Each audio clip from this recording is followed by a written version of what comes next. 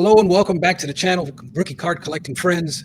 I am here today with friend of the channel, Ryan McClanahan from History Through Cards. Ryan, thank you for coming on the show and thank you for accepting this invitation.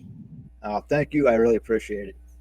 I was talking about how we met, and it was you had made mention that you were making you were leaving comments on my channel, but I remember a mutual friend, Bobby Burrell, would always tell me, you need to check out this guy, Ryan. You need to check out this guy, Ryan. He's a real historian, this guy. You need to check him out. And I'm like, all right, Bobby. All right, I will. And then I finally checked out your website, which I wanted to share with the audience because I wanted to bring credibility to the scope of work that you have done. And I don't know if everybody knows this about you, but you have been studying and researching baseball cards for how many years? Just give me a brief little background on that. 30 years. 30 years. Okay. I started collecting vintage during the 94 strike, 94 baseball strike. And even before that, I really wanted to get into vintage cards. So I had so many answers or questions and nobody could give me the answers to. So I started to research on my own, and it eventually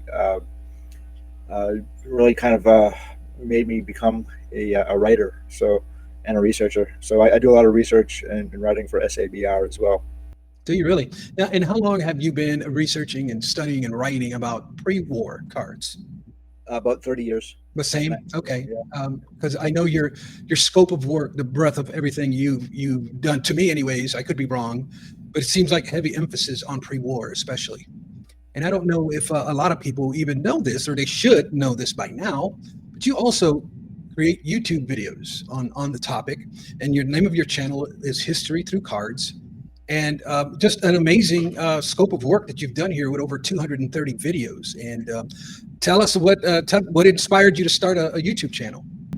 So Dustin from the Personal Sports Card Dad kind of peer pressured me into starting a channel.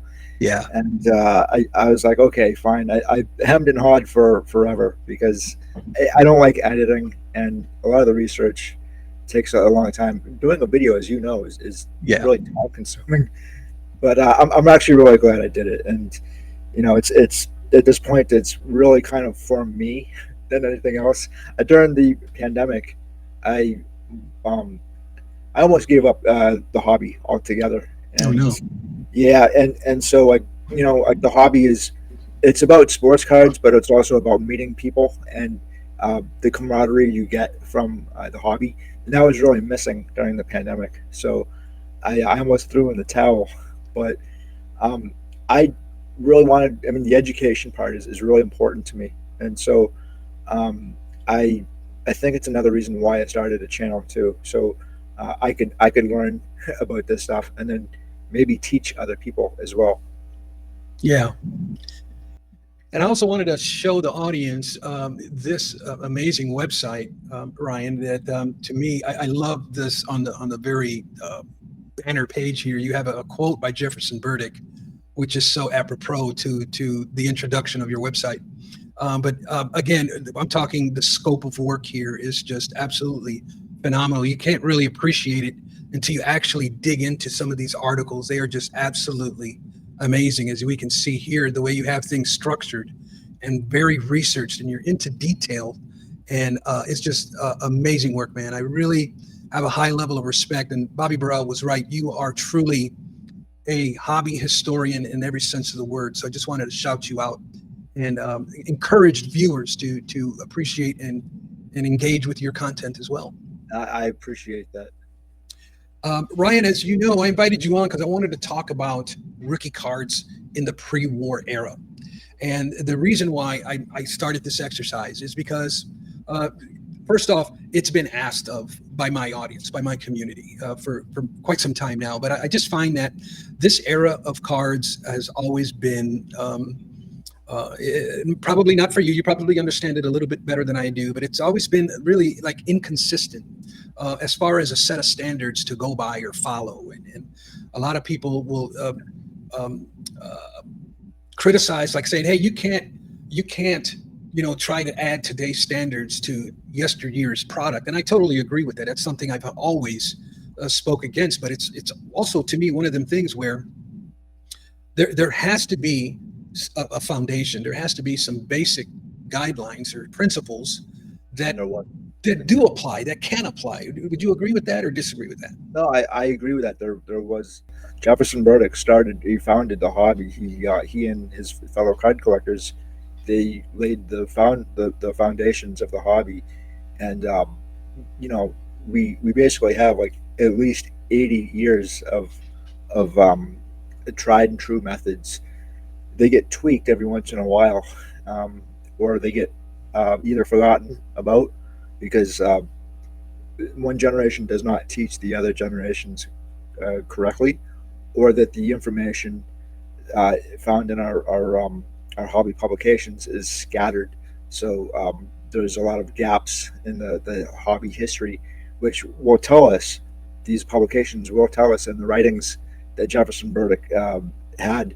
They tell us how he started the hobby, how his friends aided him to do so. And a lot of times, like, I feel like we kind of like get away from that, and then you have Dr. Jim Beckett, who he really kind of like nailed down a few financials for us too, and his Sport Americana. Before I get into my thing and kind of the outline that I wanted to ask you about, and I want to ask every person that I have on about pre-war. I kind of want to ask them the same questions, so I get different viewpoints on the same questions. But I do want to just throw out and give you an opportunity to just throw out a blanket statement out there. When I'm talking about the true rookie cards of pre-war era, what basically goes through your mind first, and how would you describe it to somebody? So I would describe a rookie card as the first issuance of the ball player on a card. Okay. So his first photo. Okay. The first time you see him. Okay. And we'll dig into this a little bit more, but as far as on my study and research that I've gathering in my mind, I first come to the conclusion that the first thing that I need to understand is what is a sports card.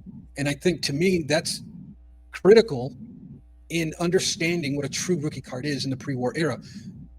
Do you agree with that or disagree with that? I think I would agree with that. Okay. And then I went ahead and just for the sake of, for somebody who hasn't seen the previous episode that I've had, I did want to share a definition that was actually generated by ChatGPT. And ChatGPT describes a sports card as being this: a manufactured card from a collectible generally made of cardboard, paper stock, or comparable material that depicts a real athlete, team, or sporting subject. It includes some form of identifying information and was issued through an established channel of distribution for the purpose of promoting, commemorating, or commercializing the sport and its participants. Now, when I ran this definition through Bobby didn't seem to disagree with much here. Neither did I. Is there anything you see that you're kind of like, I don't know about this? Yeah. So, well, the advertising is definitely correct. I think that was the well. So if you go back farther enough, so like 1887 or 1881 or 1877, the reason why they actually had cards to begin with was to hold up the packaging. And so it wouldn't destroy the tobacco, but that's obviously changed over decades and decades.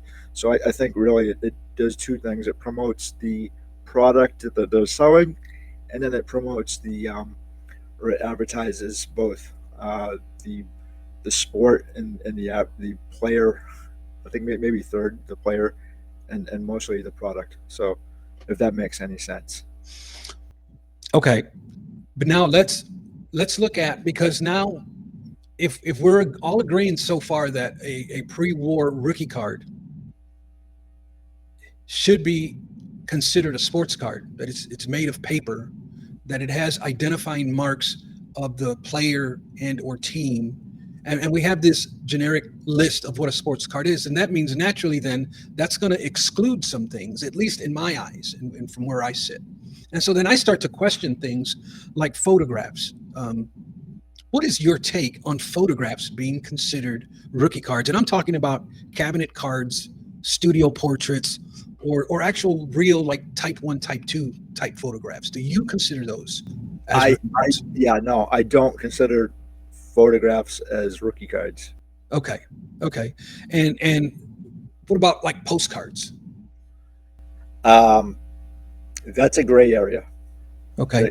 It can be a gray area, especially if you're talking like, so I think Bobby had mentioned the Sweet Caparel hockey postcards. And honestly, I am not entirely sure about those. I did see some at the National. And that was the first time I ever saw them. And those are very, very rare. So I think that may be a gray area, but I'd have to do a little bit more research. I do think that maybe in a few cases you could consider a few of them to be rookie cards. It just depends. It all depends on here's my thing as I start to filter through the fluff, and that is, what was the intent of that product when it was released? And that's where I generally have a heartburn with something like postcards. And then the distribution model to me is a big deal, but we'll talk about distribution here in a little bit. Okay. But I've typically been a no, and now mind you, I'm not a aficionado like you guys are, but I do know the little bit that I do know. I've never viewed postcards as true rookie cards. What about stamps, stickers, that sort of thing? Anything that has an adhesive to the back that's designed to like stick into an album or that sort of thing? Do you consider those? Stamps, no. Stickers, I would, depending on the country. I think Italy has Panini going back to 1954, and I think that's the only way that you could get certain cards or rookie cards for a lot of sports players. And so I would consider stickers to be, they could have rookie cards, because that's the only way that they would have had, right? They would have had these sports or these athletes on them. Yeah, you make a great point there, and I think I somewhat agree with you. And all of this is going to lead me to a conclusion when I'm done with all of this, Ryan. But I do feel there is some historical validity when you mention companies like Panini. Even to this day, a lot of the collectors, the majority of collectors in other countries, view Panini stickers as actual rookie cards. And I know here in North America, we typically have not viewed stickers, but I think even that sentiment is changing here lately. What about premiums, or like large paper items such as posters or pictures or coupons given out as bonuses and that sort of thing? Okay, this is really interesting, because I was thinking of a particular set, 1930 Blue Ribbon Malt. Joe McCarthy, he may have something prior to this, but I'm not entirely sure. I think it's a disc from when he was in the minors. So his first, basically his rookie card would be in the 1930 malt set. So there's that, and I don't have any problem with that with the premiums. So yeah, I mean, if it's the only way that you can get a particular player is through a premium, and there's no set size, right? Prior to 1957 with Topps. Yeah, I don't know how you feel about that though. Yeah, I'm one where I again, in my own experience, oversized cards have never been considered rookie cards. Now, smaller cards, yeah, smaller than the standard, or no bigger than, say, the 1954 Topps. I forget the actual size of that, but I know they were a little bit bigger. But oversized cards, to me, I don't consider them. What about anything used for advertising? Matchbooks, calendars, business cards, flyers, schedules. Again, if it's the player's first image, there's another card too, or premium, the Sammy Baugh Dixie Lid Premium from 1938. It's his first image. So You know, Yeah, it's a gray area for sure. yeah. Um, But I there, don't. Yeah, go ahead. that's where, see, here's where I'm starting to lose you, Ryan, because we agreed that it should be a sports card. And the list that I just gave here, none of these are actual can fall under the criteria of a sports card. But I know a lot of people feel the way you're explaining it, and there's a lot of people that say yes they are, and I'm on the fence with that. But that's okay. Go ahead. Yeah, well, you know, again, it also has to do with money as well, Yeah. right? So if like, I mean, we could go down a rabbit hole with this with the 1952 Topps Mickey Mantle versus the 1951 Bowman Mickey Mantle, Hmm. and that's really where I think the auction houses uh, they've played that up so much that it's created a lot of problems. I think for um, for the hobby. But you know, getting back to the other stuff, the matchbook covers, I don't. I, Okay. yeah, I don't. Those aren't. They're neat, but it's just not. They're not How rookie about cards. schedules, team schedules? Yeah, no, Yeah. no, no. Yeah. And a lot of that now, again, I'm leaning towards intent. Was the intent? Now, if the intent is to push, is to promote some type of a product, and it's not an actual, it doesn't fall within the parameters of an actual sports card, I'm leaning towards a no. But I can be convinced if we have some kind of um, historical facts to back up that viewpoint. Now, what about game related pieces? Anything that was like in a board game, a disc, a token, that sort of thing. I get a disc, so like a Colgan's chip, right? Yeah. I I mean they were issued around the same time as a T206 or a T205, T207. I would I lean towards no on that. Board games as well. Um, it, the only one I could probably say that I may agree with is the 1968 Topps Milton Bradley Nolan Ryan. His rookie is in that. Again, I'm not entirely sure what your thoughts are on distribution, if Oh that yeah. plays into it as well. Yeah, it does. And I have some thoughts on distribution as well. So yeah, I mean, other than the Milton Bradley set, from like what, yeah, 68. I don't know. I don't think so. Yeah, I am. We're heading down the path of distribution, so we'll be touching on this topic very soon here. But first, I wanted to show you something as far as um, what I consider identifying what sets are considered premier sets and what sets are not. What's your opinion on that kind of thinking? A premier set, Yeah, such as give me an example. like a card that was a product that was nationally distributed. The T206 is well documented, well known that it was nationally distributed. It was not. Okay, explain. Yeah. So between 1895 and 1927, there were at least 16 to 20 states that outlawed tobacco, which meant that if you were in, say, Kansas or say Mississippi or whatever, not maybe Mississippi, but South Dakota or North Dakota or whatever, a, a state that banned tobacco, you couldn't get tobacco cards. So Kansas was the last state in 1927. The other thing too is a lot of the brands weren't issued. They were issued regionally. So Mm-hmm.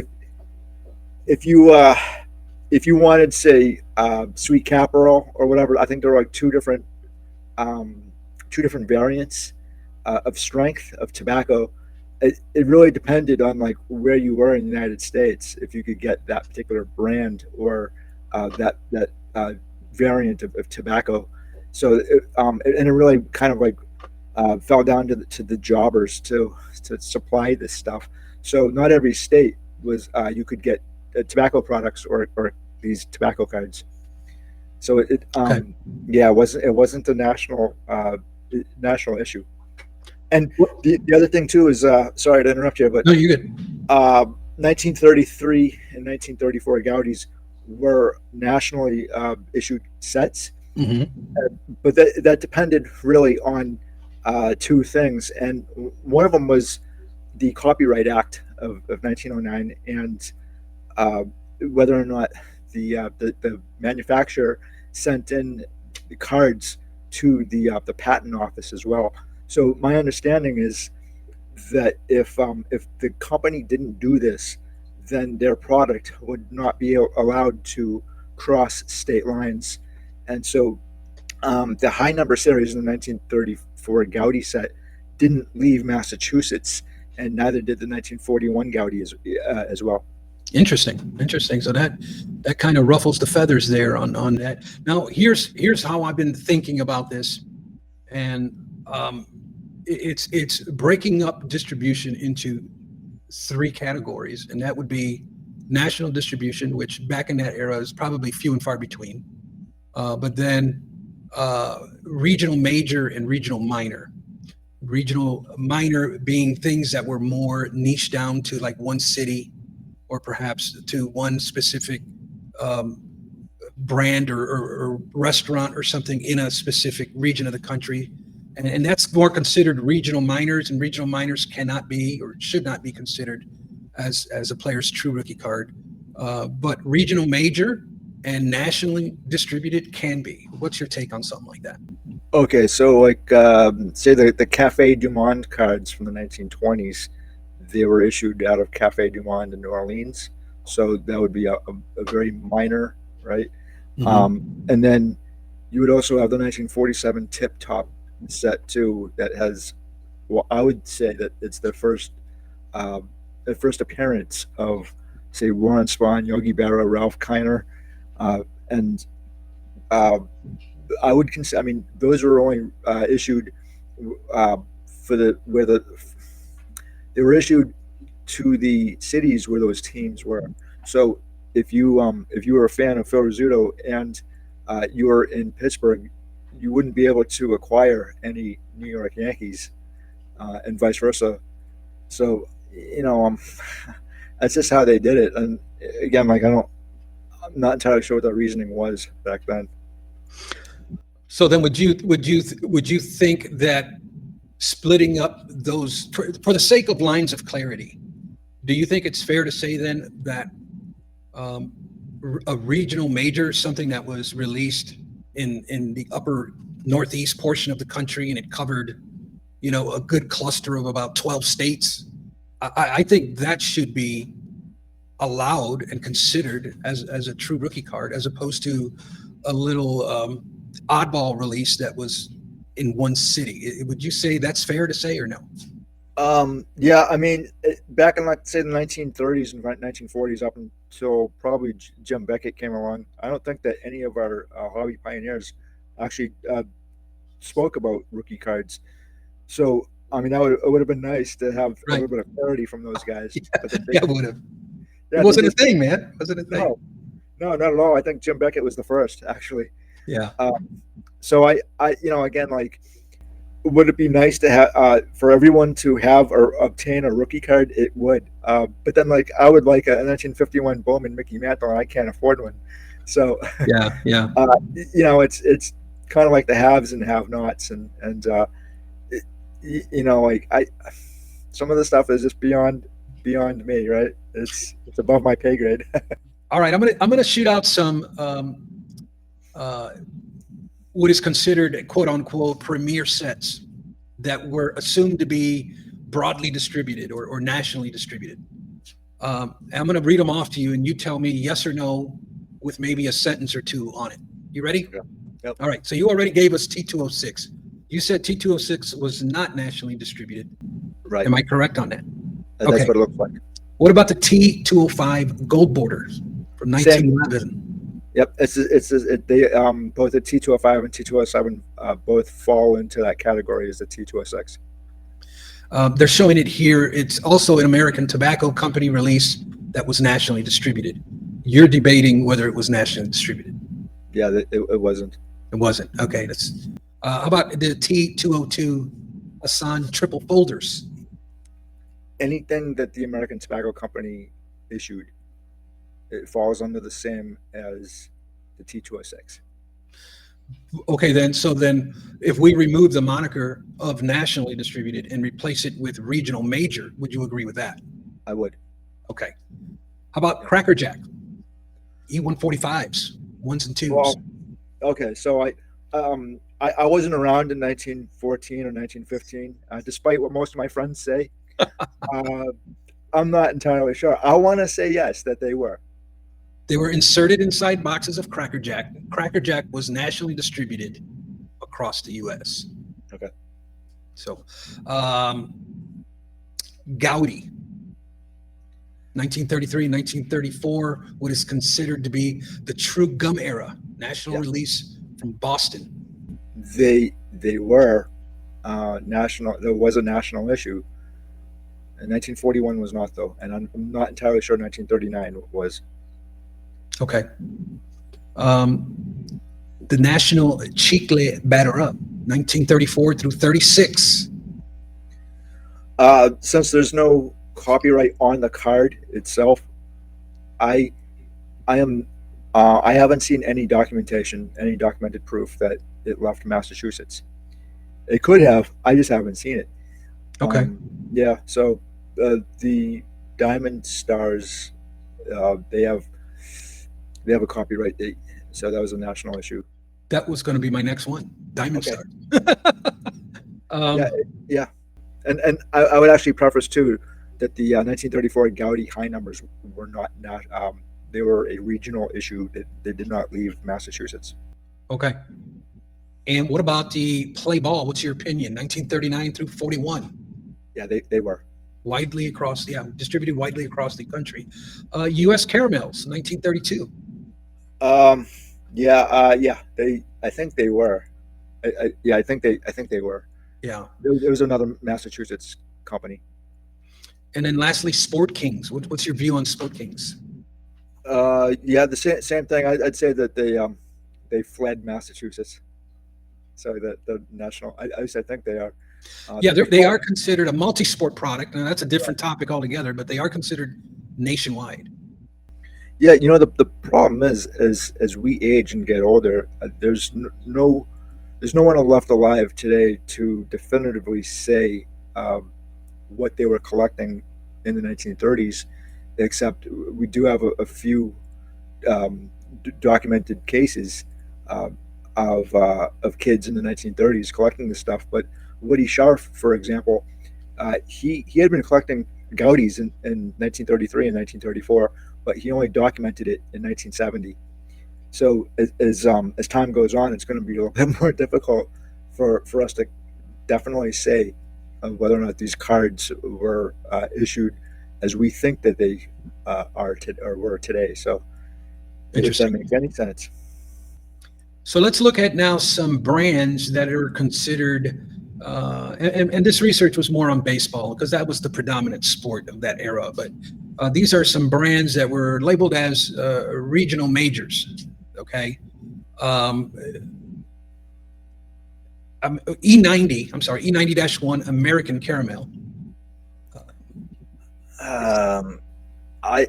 I want to say that it was, but part of me, there's something about that particular company in particular set that has me kind of scratching my head. How far its distribution actually went. Well, I'm going to give you, I'm glad you said that. I'm going to give you kind of what my research shows me, and then you just tell me if you can agree or disagree. For the E90-1 American Caramel, distribution was between 1909 and 1911. East Coast and Midwest distribution, but not national. Okay, so part of that makes sense because I think they had a subset of Chicago Cubs, and I think that was just issued in Chicago. So again, I'm not entirely sure how far those cards came. That's a very neglected company, research wise. Okay. How about the E92 Dockman? That's a Baltimore company. Yeah, multi-brand caramel issues. I would suspect that it was just East Coast. Yeah, it's looking like it. Also between 1909 and 1911. E93 standard caramel. I don't know a whole lot about standard caramel, It's unfortunately. saying broad regional, Pennsylvania, mid-Atlantic focus. See, but to me, that's a big enough footprint, in my opinion, that I don't see why those have never been really considered as eligible for true rookie cards when you have that big a scope of distribution. I mean, it's a good segment of the country. But anyways, E94 closed candy says Midwest distribution recognizable, but it's not national. Is that George Close? It just says close candy. Yeah, E94s. So close candy would be Massachusetts, and so again, that would be. I mean, I could only think that it's an East Coast issue.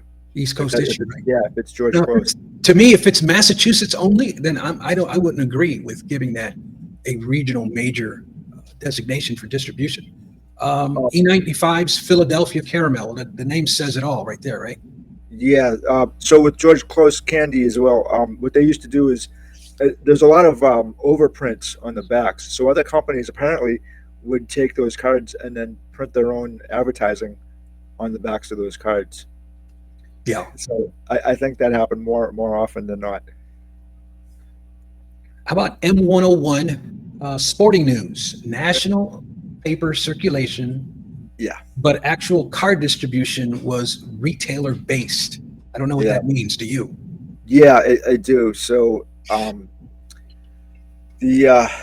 gentleman who put that together, he would go out to other companies and ask them if they wanted to participate in the program to sell the cards through their through their product lines. And so you had throughout the country, you had different retailers who would have a specific a specific amount of cards. So that, I mean, it's a very interesting set. I don't even know if I can call it a set specifically, because you have like 16 different advertisers, and some of those are only in sheet form, and some of them were never issued to the public. Others were sporadic at best.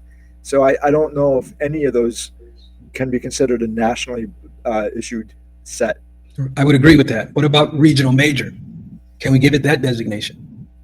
I think for the majority of them you can't. Okay, I'm getting that vibe too. Okay, so I can dig into that further for further explanation. But yeah, how about T213 coupon cigarettes? Gulf region, but wide enough to qualify as a major. See, that again, they were New Orleans based, so I would think the majority of those stayed in the South. That could cover like several states. Yeah. But, yeah. So. About T214 victory. Definitely not. Those are regional. There's regional minor. You would consider them? Yeah. Because they're still finding those cards, so we don't even know what a complete set looks like. Yeah, it says here primarily southern or Gulf region with semi-decent distribution. So I'd say very, very little distribution. Yeah. And then for some of the regional minors, they list E97 Briggs. They're basically saying that was out of Massachusetts and New England exclusively. Yep. E98 Anonymous, limited circulation, probably a test or small brand issue. We don't even know who issued those cards. Yeah. The anonymous part. D304 General Baking. That's another regional bakery release in the Northeast. Yep. Mellow Mints, 1910s Midwest Candy issue. Yeah, limited reach. That's a Texas gum company. Willard's Chocolate. They're saying that was a Canadian regional issued. So yeah, and I guess you can see kind of how my brain is working here in trying to bring lines of clarity to what we can put our fingers on and declare as a card eligible to be considered as a true rookie card of a player, where regional minors to me and even some regional majors, after talking to you, this part really needs to be dissected and really thought out as to what qualifies as a regional major and a regional minor. Would you agree Yeah, with? I would. And if you wanted to kind of do a deep dive, you could go on to newspapers.com and try to find newspapers that had advertisements for some of this stuff. And you could find a region, basically. I don't think that a lot of people, aside from myself and maybe very, very few other people, actually want to take the time to do that. But yeah, you could if you wanted to try to connect the dots that way to where the stuff was um, issued. You know, Yeah. there was time, in fact, where historically they thought that the 1933 D long set uh, was a regional issue, and it was Lionel Carter who said that no, that's not true. It was a national issue, even though it was from Boston. But how they actually decided which parts of the country to actually issue the 1933 D long is still a mystery. How it actually got to where he was in Colfax, Illinois, and I think that was like it's not. I don't think it was very easy to get to in 1933. That particular town prior to I did a pretty lengthy article on it. There was only really one way to get there prior to I think the turnpike or whatever before that was built. So some of these cards, it's kind of a mystery how they get to the shops in which they were issued from, and most of it was like five and dimes or tobacco shops. So Yeah, and see, and in my rookie card mind, I start to think immediately, if it's that difficult to even identify what that is, then it's automatically, to me, it's disqualified for a true rookie card consideration, because there's just no, it's so obscure, it's so niche that that we can't even identify it. Nobody has even seen it, and there's still new things being found today that we're unsure of. And to me, right, what I'm trying to do is trying to put my finger on something tangible on what is considered a premier set. And I think a premier set can be nationally distributed or a regional major release. Now, yeah, let me ask you a couple of questions. When I'm trying to determine a premier set, would you say that it has to be a mainstream manufacturer, card manufacturer, like tobacco, gum, or candy, or can it be from a publisher, some photographer who took a picture and knew how to publish cards and in his garage or basement and went and like sold them as business cards? yeah, like the M101 series. Yeah, very So good yeah, example. yeah, Exactly. and with the M101, you have the first issue. The first, I would consider that Babe Ruth's rookie cards. Same. He would have seven, or no, I'm sorry, he would have 16 different kinds. Yeah. That gets a little muddy. Yeah. Um, yeah, so like I, So, it's so let me rephrase the question. yeah. Would you lean, when trying to figure out mainstream sets, does it have to be a mainstream manufacturer, or can it be like a private publisher?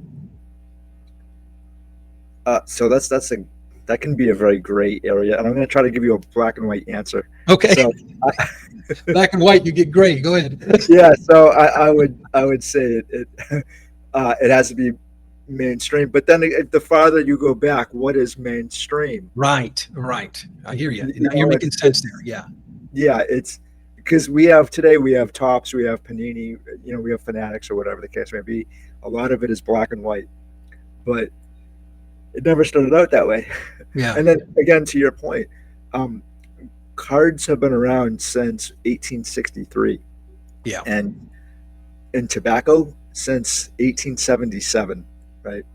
So we don't know everything that's out there, and we are finding new issues all the time.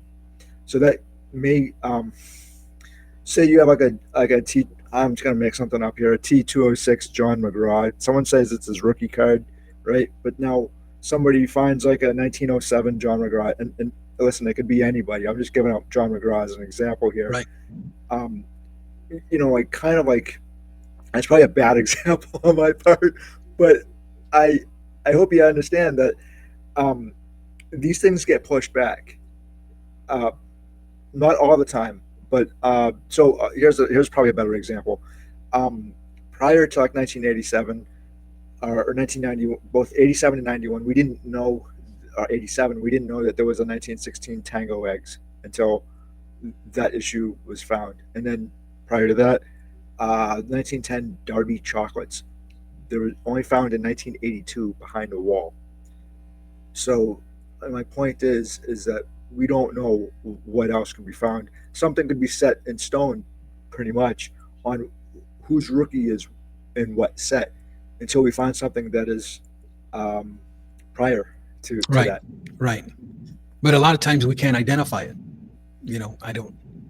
And right, and the other monkey wrench here too is that I don't think that we have all the information about what is being produced today.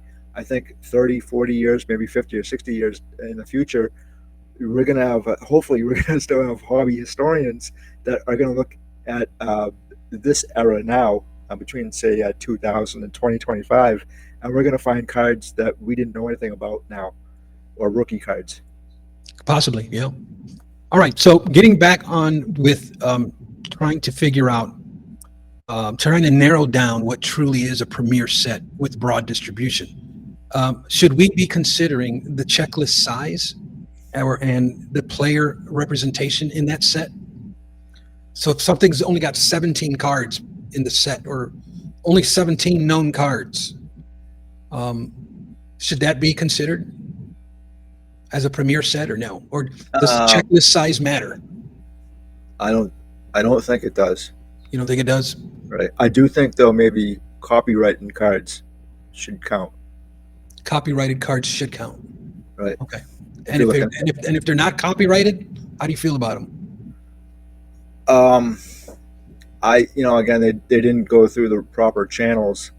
I mean, yeah, so they could be like a mom and pop, and they could be Right. regionally issued.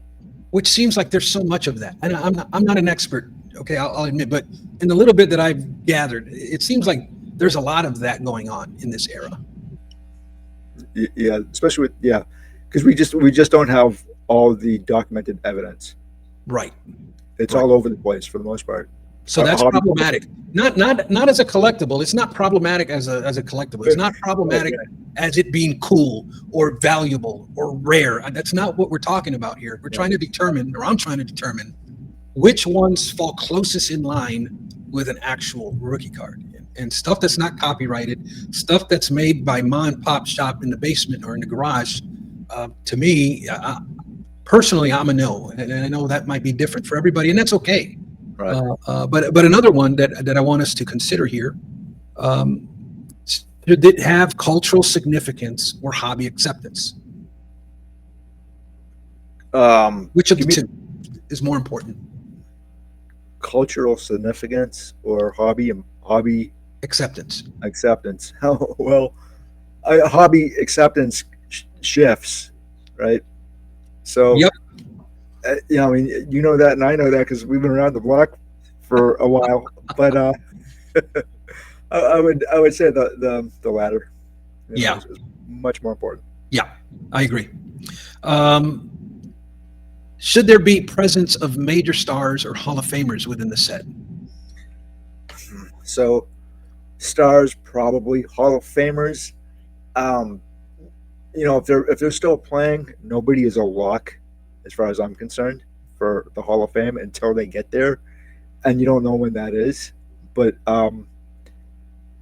historically, like a lot of the card manufacturers would overprint the who the stars were of the day, like Babe Ruth or Lou Gehrig, and so that left out the blue collar guys, as I like to call them. Those guys can be a lot more difficult to track down and collect.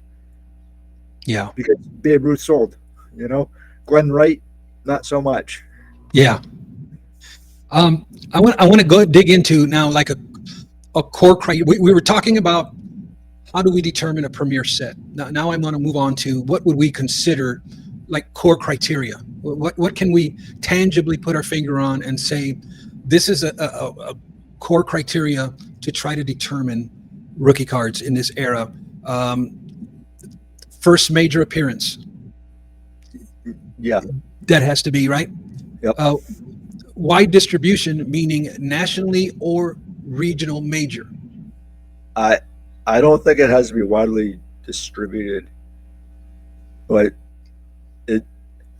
so like if it didn't leave the state, then only a small portion of people could obtain the card, and then again, you get the T206 thing going on there too. So, you know, it would be nice if everybody could get a rookie card. You know, and I don't even think that's possible today.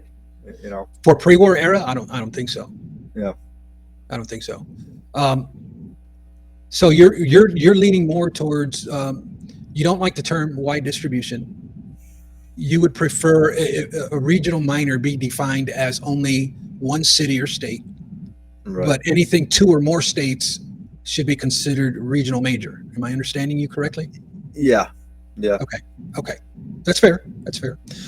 Should a core criteria be commercial intent, meaning it being issued to public for collecting?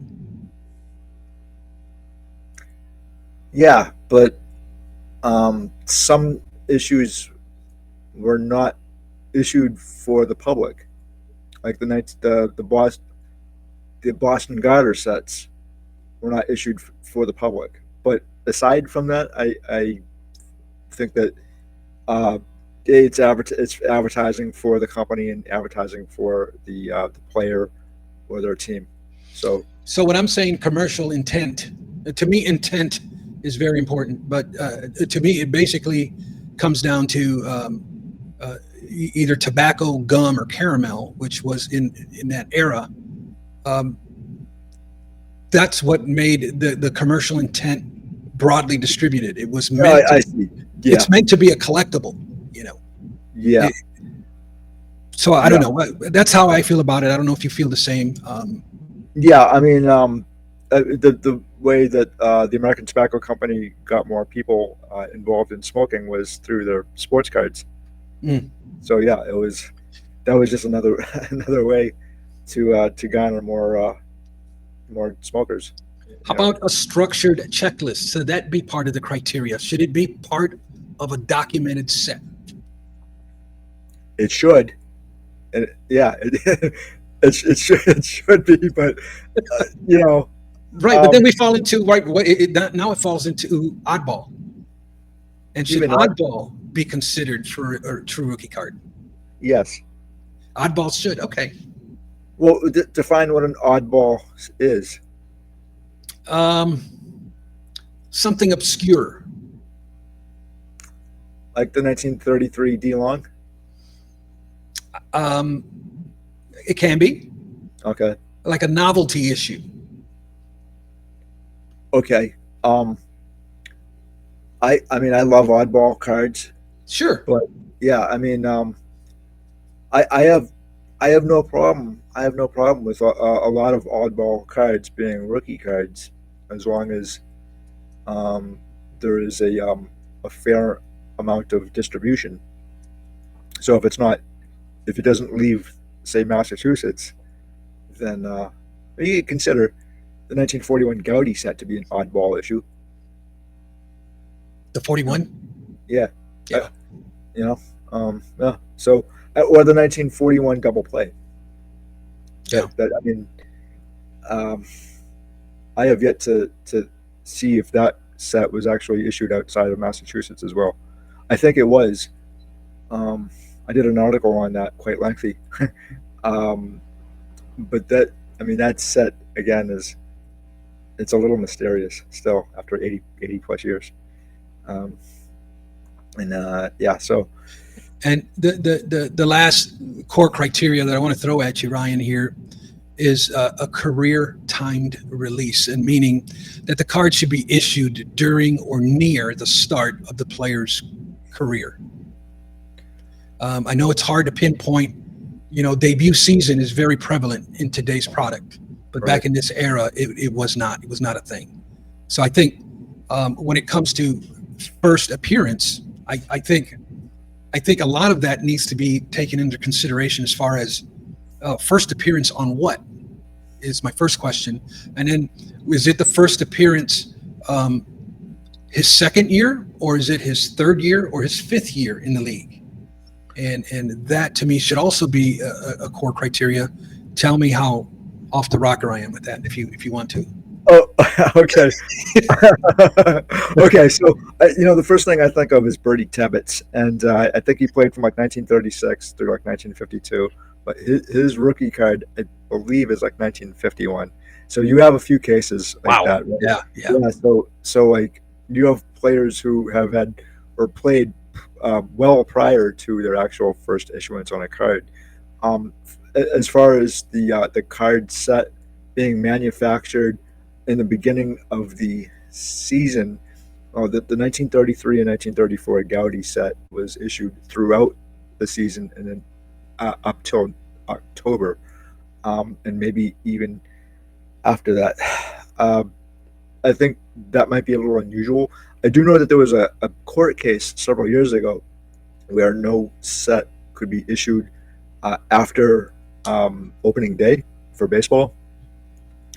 Um, but sometimes I want to say some tobacco, like the T207s, some of those cards were issued well into the season in 1912, and that probably is the case for T206 and T205. So it's for a lot of stuff, it's kind of hard to like actually pinpoint. Yeah. You know, And this is where I want to do the legwork at pinpointing, because I know it's a lot of work. It's a daunting task, and I don't think not many people have taken the time to figure all that out. I know you have, and that's how come your opinion is so valid here. And I want to end as we start landing the plane here. I want to start giving some ambiguity here, some pushback on two schools of thought, because I think at the end of the day, that's kind of where we're at. And the first school of thought is that the card has to be of the earliest known image, as opposed to the earliest known sports card. Which way do you lean there? so if it's the earliest, and I'll go back to Sammy Baugh's 1938 Dixie Premium year, that is his earliest image. And so Phil Rizzuto, his earliest image would be a 1941 double play, not a 1948 Bowman.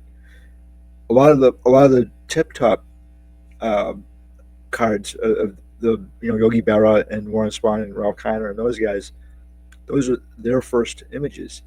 So if we're saying that the first image is a player's rookie, then I would think that would count as a rookie card. They may not be nationally distributed, and I think that's what Bobby said, that they had to be nationally distributed to be a rookie card. I I respectfully disagree with that. Mhm. But again, like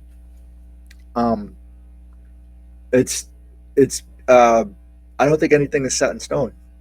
Right. I think so. Like you have to look at it this way: 1968 when Marvin Miller, or 67 or 66 when Marvin Miller came into the league, and he kind of tied in all these products with league licenses. He's the guy who started that. Mm-hmm. It's a little bit murky right now, but I think you have to start there with him, Right. and then everything before that is different. I think you have to go through the Copyright Office and the Patent Office, and then also obviously the 1909 Copyright Act, and like that's going to dictate whether or not a player is actually going to be on your card, because it needed to get the company needed to get a signature from that player in order to be on an advertisement. And that Right. actually goes back to the 1903. There was a New York privacy statute, and so if you don't have either of those things, you don't have a card. Mm. That only. So I'm not entirely sure if that just applied to New York State or if that applied after in New York to everywhere. I'm still trying to Makes figure that sense. one out. That's Yeah, fascinating stuff. You got articles on on that kind of topic? I do, and I'm actually writing a book on that topic too. Let's It- go. it's those things. And Okay. I'm almost I'm 30 pages until I finish. So Now the next pushback that I wanted to throw at you is the school of thought that says what the hobby has accepted as the rookie card is the rookie card. Now I'm going to ask you on this one if you could go back in time. Let's just call it 1973 when agendas and money wasn't so prevalent as it is today. Um, but do you think that hobby acceptance should be part of that equation or not? hobby acceptance. How did that start in the first place? Because I think you know. Consensus. The majority of collectors agreed that Joe DiMaggio's rookie card is the 1939 as opposed to the 1936. Stuff like that. Did that happen through? I'm just kind of like spitballing here. Did that happen through auction houses or did it happen through Beckett? Because Yeah, go ahead. I think it happened through auction houses because the auction houses really want to get the most money, and in order to do that for their client, they need to gin up the most Yeah, outlandish yeah. stuff that you ever heard, and a lot of this stuff was taken at face value, like the 1933 Gaudi Nap Lajoie. It's a perfect example. Um, like they're the ones I think responsible mostly for uh, what a lot of collectors deem is legitimate news, or and uh, it's ridiculous to me. And like I understand like we need auction houses, but at the same time, like I don't think that they do a lot of in-depth, detailed research as we would like to believe. Yeah. And so like a lot of our they turn